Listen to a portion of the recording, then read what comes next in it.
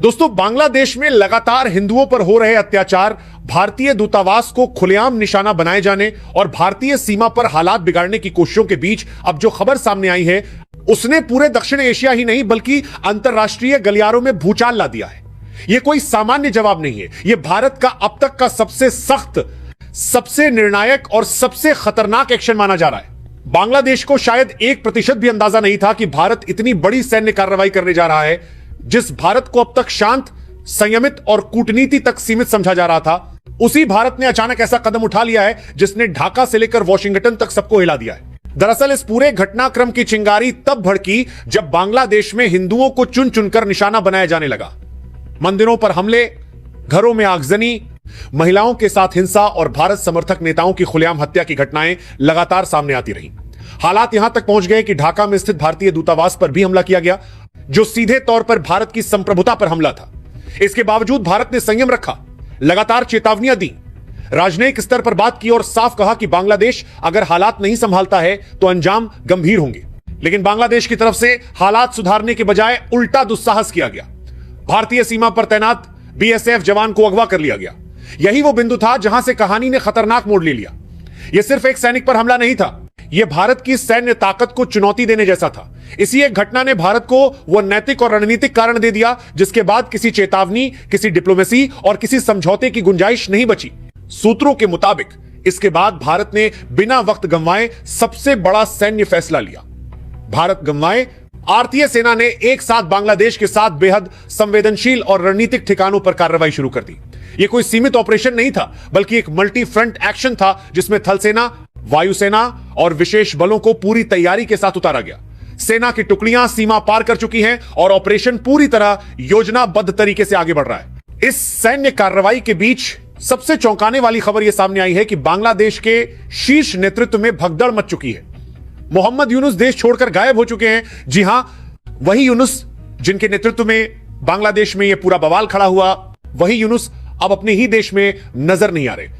उनके अचानक गायब होने से बांग्लादेश में सियासी और प्रशासनिक व्यवस्था पूरी तरह चरमरा चुकी है।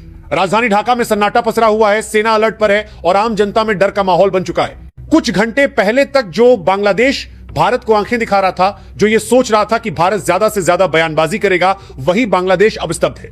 भारत ने साफ संदेश दे दिया है कि यह नया भारत है जो पहले अपनी सुरक्षा सुनिश्चित करता है और फिर जवाब देता है। भारत ने सबसे पहले अपने सभी संवेदनशील क्षेत्रों, खासकर चिकन नेक और नॉर्थ ईस्ट के संपर्क मार्गों को पूरी तरह कंट्रोल में लिया और उसके बाद ही यह बड़ा एक्शन शुरू किया। भारतीय सेना प्रमुख की तरफ से भी बेहद सख्त बयान सामने आया है। उन्होंने साफ कहा कि बांग्लादेश ने जो किया वो उसकी सबसे बड़ी रणनीतिक भूल थी। भारतीय दूतावास को निशाना बनाना सीधे भारत की संप्रभुता पर हमला था और बीएसएफ जवान को अगवा करना लाल रेखा पार करने जैसा था। सेना प्रमुख ने स्पष्ट शब्दों में कहा कि शुरुआत बांग्लादेश ने की है, लेकिन इस पूरे घटनाक्रम का अंत अब भारत तय करेगा। इस ऑपरेशन की खास बात यह है कि यह किसी एक इलाके तक सीमित नहीं है। भारत ने बांग्लादेश के उन 7 ठिकानों को चुना है जो न सिर्फ भारत बांग्लादेश सीमा के लिहाज से बेहद संवेदनशील हैं, बल्कि जहां से अवैध घुसपैठ, तस्करी और भारत विरोधी गतिविधियों को लगातार बढ़ावा दिया जा रहा था। ये वही इलाके हैं जिन्हें बांग्लादेश और उसके पीछे खड़े ताकतवर गुट भारत की कमजोरी समझते थे। पंचगढ़ से लेकर सिलहट, कुरीग्राम, दिनाजपुर और सुंदरवन डेल्टा से सटे इलाकों तक भारतीय सेना ने जबरदस्त कार्रवाई की है। इन इलाकों में स्पेशल फोर्सेस, टैंक, रेजिमेंट और एडवांस हथियारों के साथ सेना को तैनात किया गया है। सीमाएं पूरी तरह सील कर दी गई हैं और किसी भी तरह की घुसपैठ पर जीरो टॉलरेंस लागू कर दिया गया है। इतना ही नहीं, भारत ने समुद्री मोर्चे पर भी बड़ा दांव खेल दिया है। बंगाल की खाड़ी में भारतीय नौसेना पहले ही पूरी तरह तैनात है। इसका सीधा मतलब है कि बांग्लादेश अब चारों तरफ से घिर चुका है। जमीन, हवा और समुद्र, तीनों मोर्चों पर भारत की मौजूदगी ने बांग्लादेश की सप्लाई चेन, मूवमेंट और रणनीतिक विकल्पों को लगभग खत्म कर दिया है। नॉर्थ ईस्ट के एयरबेस को फुली एक्टिवेट कर दिया गया है। असम और पश्चिम बंगाल के एयरबेस से लगातार फाइटर जेट निगरानी कर रहे हैं। यह सिर्फ बॉर्डर तक सीमित नहीं है, बल्कि बांग्लादेश के अंदर की गतिविधियों पर भी पैनी नजर रखी जा रही है। हर मूवमेंट को ट्रैक किया जा रहा है और हर संभावित खतरे के लिए सेना पूरी तरह तैयार है। भारत ने साफ संदेश दे दिया है कि अगर बांग्लादेश की तरफ से अब एक भी जवाबी कोशिश की गई तो इसका अंजाम और भी ज्यादा भयावह होगा।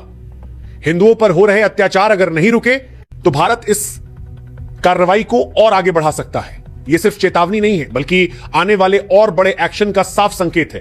पूरे बांग्लादेश में हालात तेज से बिगड़ते जा रहे हैं। सत्ता पक्ष के नेता निशाने पर है, प्रशासन बिखरता दिख रहा है और आतंकी व कट्टरपंथी गुट हालात को अपने कब्जे में लेने की कोशिश कर रहे हैं। ऐसे में भारत ने यह स्पष्ट कर दिया है कि अब कोई समझौता नहीं, कोई नरमी नहीं और कोई देरी नहीं होगी। यह सिर्फ एक सैन्य कार्रवाई नहीं है, यह एक संदेश है। यह संदेश है कि भारत की संप्रभुता, उसके सैनिक और उसके नागरिकों की सुरक्षा से कोई खिलवाड़ नहीं कर सकता। जो गलती बांग्लादेश ने की है, उसका खामियाजा उसे चुकाना ही पड़ेगा। अब सवाल यह है कि भारत ने जिन 7 ठिकानों को निशाना बनाया है, वे आखिर इतने अहम क्यों हैं और इन इलाकों पर कार्रवाई का मतलब बांग्लादेश के लिए कितना बड़ा झटका है।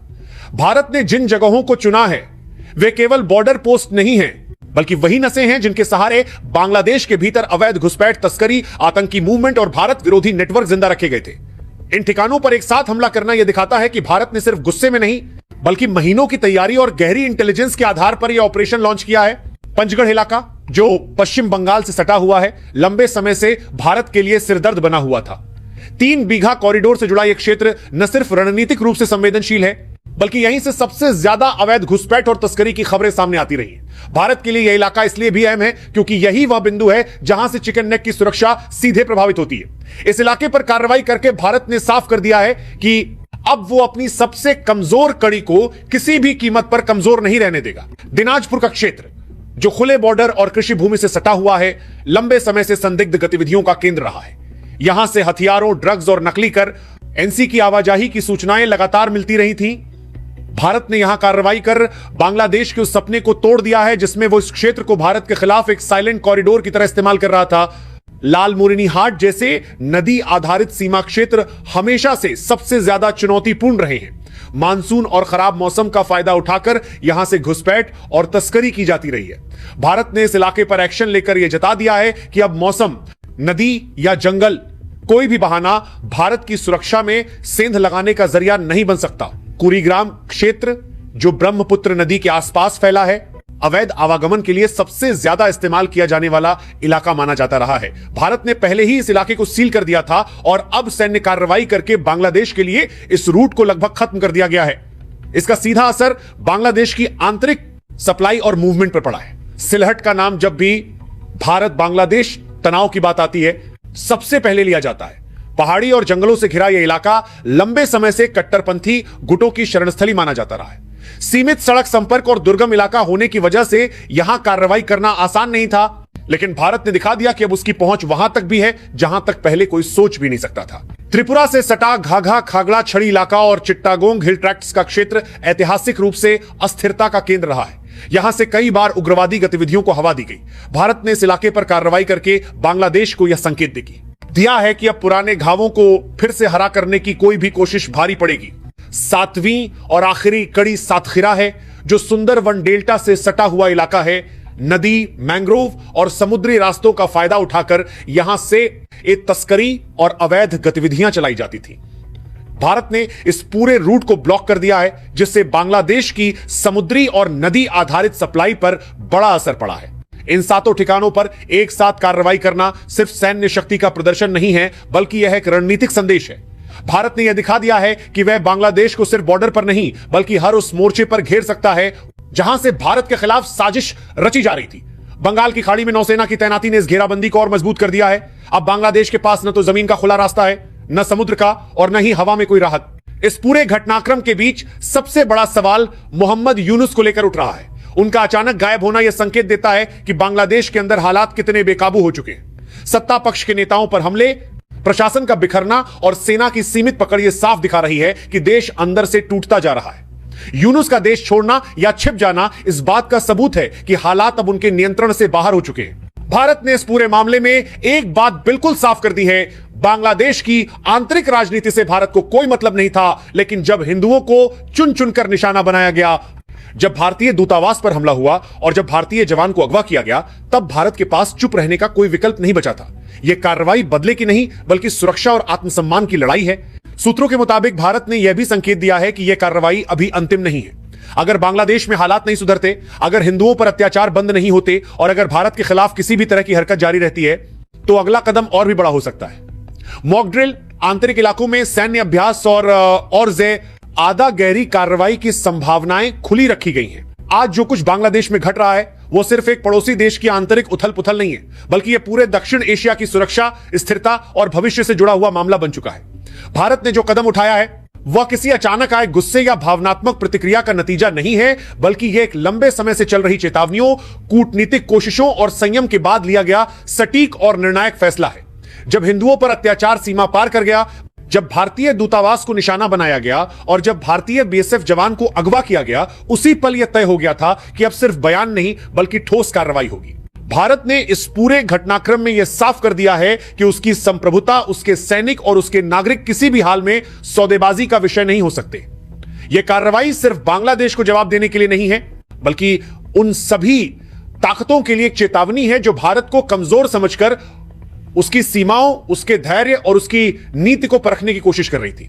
7 ठिकानों पर एक साथ की गई सैन्य कार्रवाई यह साबित करती है कि भारत अब रिएक्ट नहीं करता, बल्कि पहले से तैयारी करके निर्णायक वार करता है। इस पूरे घटनाक्रम ने बांग्लादेश के भीतर की सच्चाई भी उजागर कर दी है। सत्ता की कमजोर पकड़, कट्टरपंथी और आतंकी गुटों का बढ़ता प्रभाव, नेताओं का पलायन और प्रशासनिक अराजकता यह दिखाती है कि हालात कितने बेकाबू हो चुके हैं। मोहम्मद यूनुस का गायब होना सिर्फ एक व्यक्ति का गायब होना नहीं है, बल्कि यह उस सिस्टम की विफलता का प्रतीक है जो अपने ही देश को संभालने में नाकाम रहा।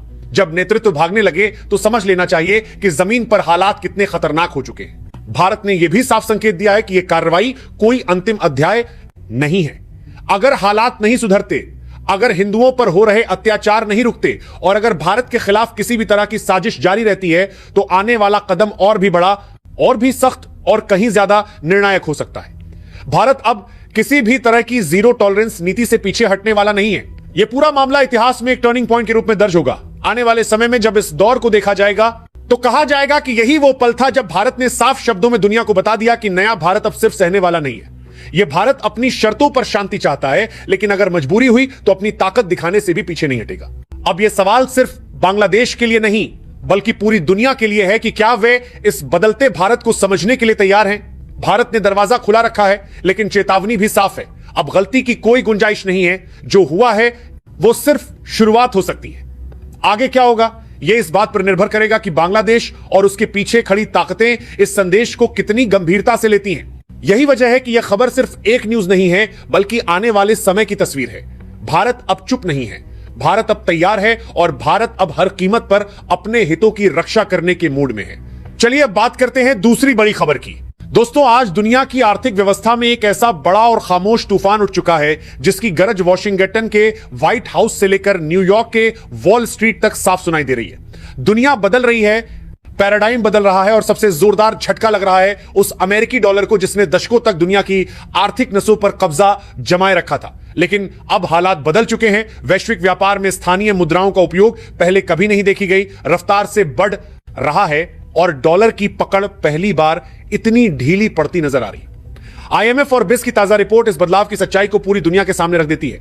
2024 से 2025 के बीच क्रॉस बॉर्डर पेमेंट्स में डॉलर का हिस्सा लगभग 6 से 8% गिर चुका है और यह गिरावट अभी रुकने का नाम नहीं ले रही। यह किसी एक रात का चमत्कार नहीं, बल्कि कई सालों से चल रहे एक शांत लेकिन सुनियोजित बदलाव की पराकाष्ठा है और इस बदलाव के केंद्र में खड़ा है भारत, हमारा भारत, जो आज नई विश्व आर्थिक व्यवस्था का आधार स्तंभ बन चुका है। लेकिन दोस्तों, आगे बढ़ने से पहले एक बात दिल पर हाथ रखकर बताइए, जब हम भारत की इस ऐतिहासिक जीत की बात कर रहे हैं, जब हम गर्व के साथ तिरंगे को ऊंचा उठा रहे हैं, तो आप लाइक, सब्सक्राइब और कमेंट में भारत माता की जय लिखने में क्यों झिझकते हैं?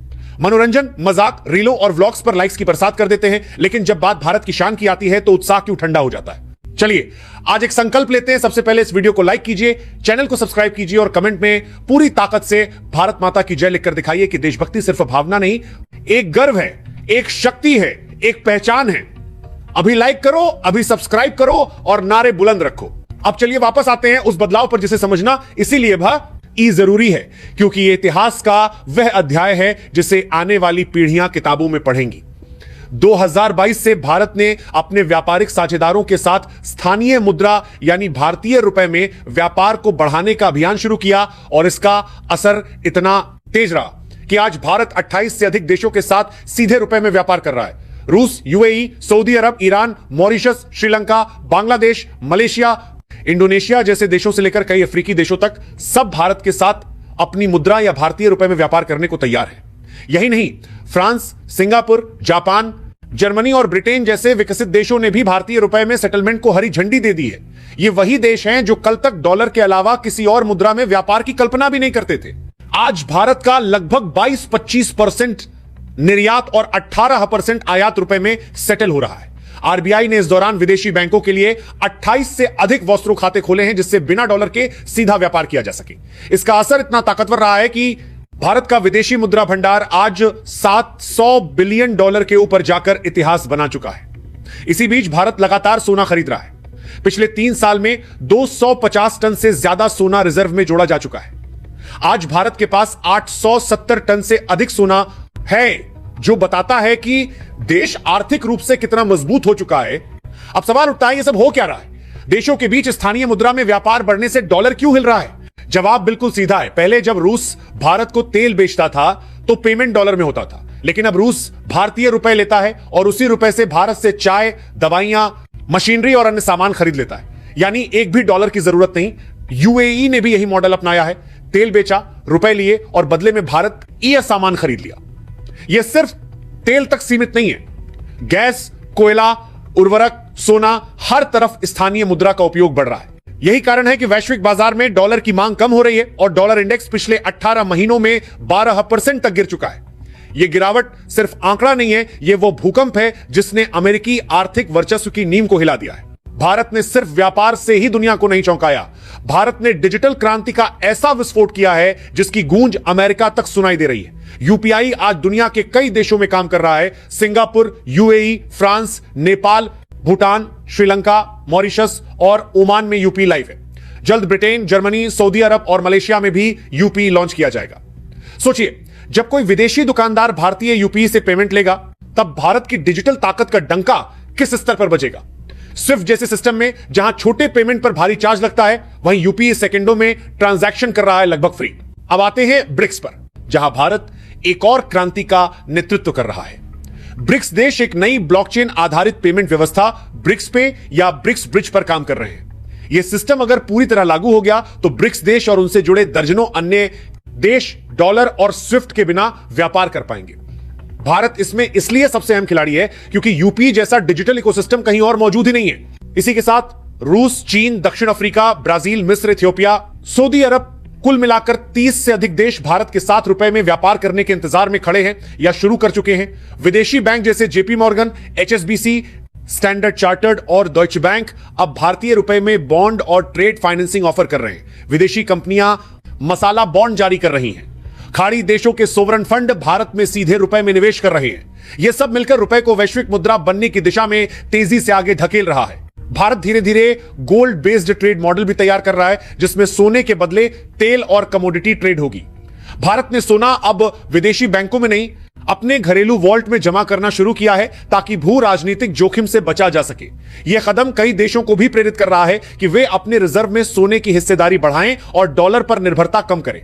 सबसे दिलचस्प बात, दुनिया भारत पर कोई एहसान नहीं कर रही। कोई देश मजबूरी में नहीं जुड़ रहा।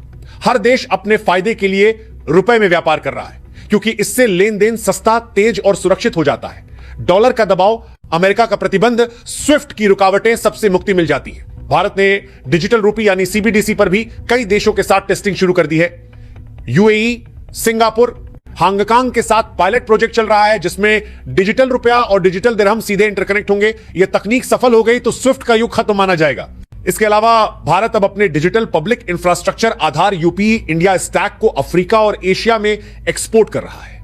इंडोनेशिया, फिलीपींस, वियतनाम, केन्या, घाना जैसे देश भारत से डिजिटल सहयोग ले रहे हैं। इसका मतलब यह है कि आने वाले समय में इन देशों की आर्थिक नब्ज भी भारत से जुड़ जाएगी। दुनिया के कई केंद्रीय बैंक अब अपने रिजर्व में भारतीय सरकारी बॉन्ड शामिल करने पर विचार कर रहे हैं। यह वही दर्जा है जो दशकों से सिर्फ अमेरिकी और जर्मन बॉन्ड को मिला था।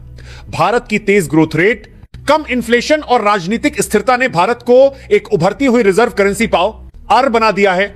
दोस्तों, यह बदलाव एक साधारण बदलाव नहीं है। यह वो आग है जो वैश्विक आर्थिक व्यवस्था को फिर से गढ़ रही है। डॉलर का वर्चस्व टूट रहा है, भारत का प्रभाव बढ़ रहा है और दुनिया पहली बार भारतीय रुपए को एक भरोसेमंद वैश्विक शक्ति के रूप में देख रही है। आने वाले 5-10 साल वह निर्णायक समय होंगे जब भारत 2030 तक अपने व्यापार का 50% स्थानीय मुद्रा में करने का लक्ष्य पूरा कर लेगा। और जब ऐसा होगा तो एक नई आर्थिक दुनिया जन्म लेगी जहां कोई भी देश किसी एक मुद्रा के दबाव में नहीं रहेगा। यही वो नई विश्व व्यवस्था है जिसका सपना पीएम नरेंद्र मोदी ने वर्षों पहले देखा था। एक ऐसी व्यवस्था जहां आर्थिक हथियारों से किसी देश को धमकाया नहीं जा सके। दोस्तों, रूस हो, चीन हो, यूएई हो, सऊदी अरब हो, दक्षिण अफ्रीका हो या फिर यूरोप के विकसित देश, सब भारत के साथ इसलिए खड़े हैं क्योंकि भारत अब सिर्फ एक बाजार नहीं बल्कि एक भरोसे का प्रतीक बन चुका है। यूपीए ने दुनिया को दिखा दिया कि वो डिजिटल ताकत जो अमेरिका और यूरोप सालों से नहीं बना पाए, उसे भारत ने कुछ सालों में करके दिखा दिया। ब्रिक्स पेमेंट सिस्टम, डिजिटल रुपया, गोल्ड बेस्ड ट्रेड, मसाला बॉन्ड और रुपए में निवेश ने मिलकर डॉलर के वर्चस्व को पहली बार वास्तव में चुनौती दी है। सबसे दिलचस्प बात यह है कि इस पूरी प्रक्रिया में भारत ने किसी पर मजबूरी नहीं डाली। देश खुद आगे आकर कह रहे हैं कि हमें भी रुपए में व्यापार करना है, क्योंकि इसमें न नुकसान है, न जोखिम, न देरी। यह उस नई विश्व व्यवस्था का संकेत है जिसमें भारत नेतृत्व कर रहा है और रुपया वह धड़कन बन रहा है जो कई देशों की अर्थव्यवस्था को जोड़ देगा। अगर भारत 2030 तक अपने कुल व्यापार का 50% स्थानीय मुद्रा में करने का लक्ष्य हासिल कर लेता है तो दुनिया की आर्थिक किताबों में डॉलर युग के बाद रुपया क्रांति लिखा जाएगा। सोचिए, वो भारत जिसे कभी तीसरी दुनिया का देश कहा जाता था, वो आज आर्थिक आजादी का मार्गदर्शक बन रहा है। इसलिए गर्व कीजिए कि आप उस भारत का हिस्सा हैं जो दुनिया की दिशा बदल रहा है। गर्व कीजिए कि हमारा रुपया अब केवल नोट नहीं बल्कि वैश्विक शक्ति का